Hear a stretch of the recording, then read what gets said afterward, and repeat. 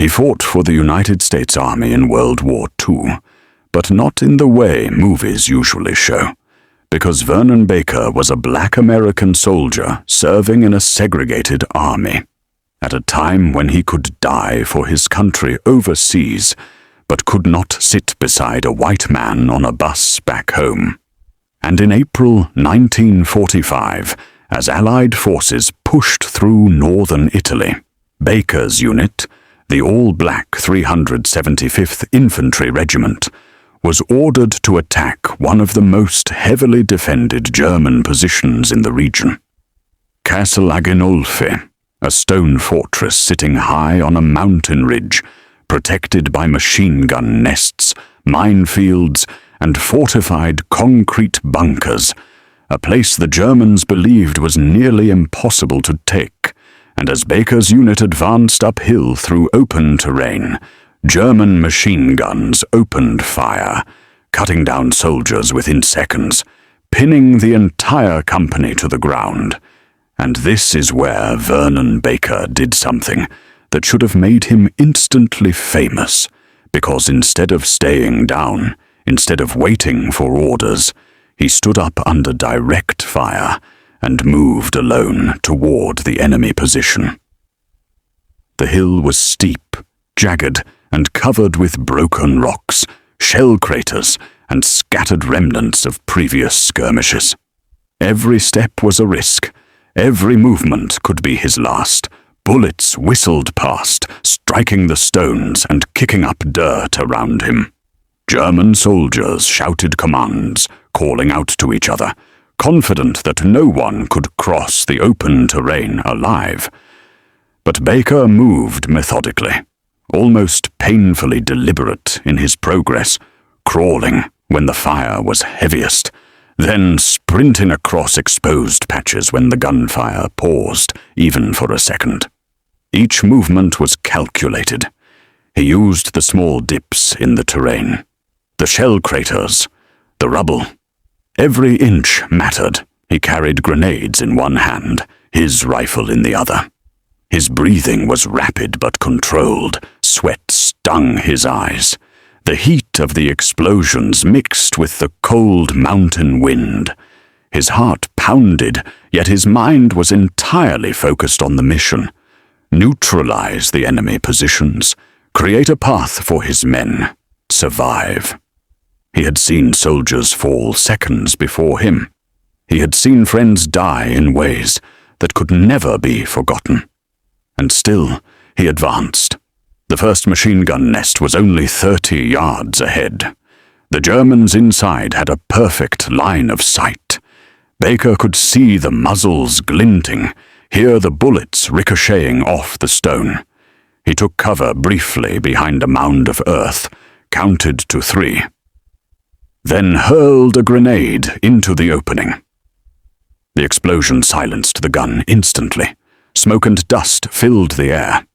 He didn't pause to celebrate. There was no time. Immediately, he turned to the second position. It was larger, a reinforced bunker made of stone and concrete. Machine guns raked the approach, and this time, German soldiers opened fire with full intensity. Baker hit the ground, rolled into cover, then fired bursts from his rifle, suppressing the enemy fire. He crawled forward. Bullets struck rocks around him. A sharp pain shot across his shoulder from a glancing hit, but he ignored it. Inch by inch, he moved. When he reached the edge of the bunker, he lobbed grenades inside, killing or forcing the soldiers out. The path was partially clear, but the danger was far from over. From there, Baker spotted a third position, a small trench with overlapping fire toward the hill's slope. The Germans were regrouping, trying to pin his unit completely. He ran across an open patch, bullets tearing through the air around him. Dirt and fragments exploded with each impact. He dove behind a rock, took aim, fired, then moved again. Explosions from mortar shells shook the ground. His ears rang, yet he pressed forward.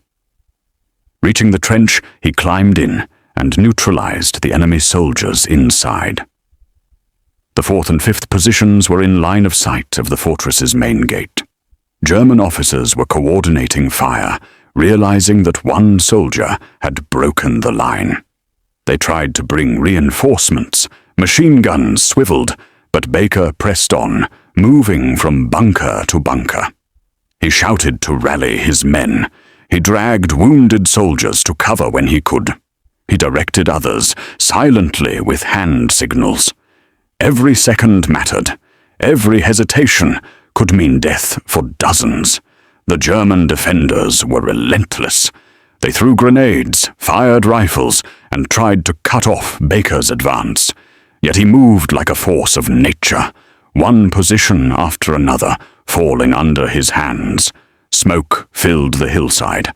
Explosions shook the rocks. Soldiers screamed. Men fell. And still, Baker moved. His uniform was torn.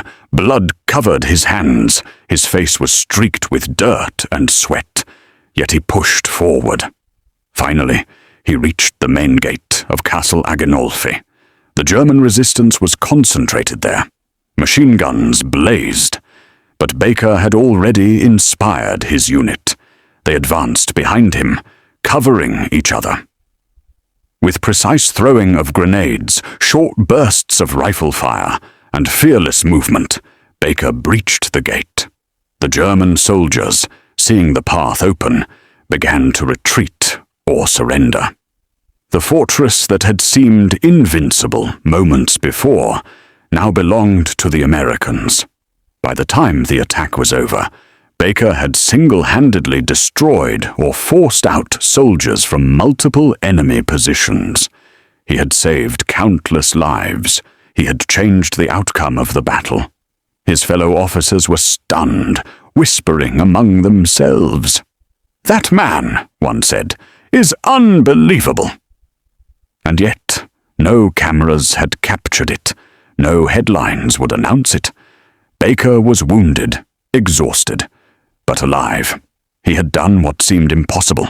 He had survived what should have killed him, and he had turned a deadly, fortified position into an American victory. Every detail mattered. The terrain, the German preparation, the relentless fire, the fear, the exhaustion. Yet Baker's focus never wavered. He moved with courage that was deliberate, precise, and unimaginably brave. Each step forward was a battle with fear itself. Each decision, whether to crawl, fire, or throw a grenade, carried the weight of life and death for him and his fellow soldiers.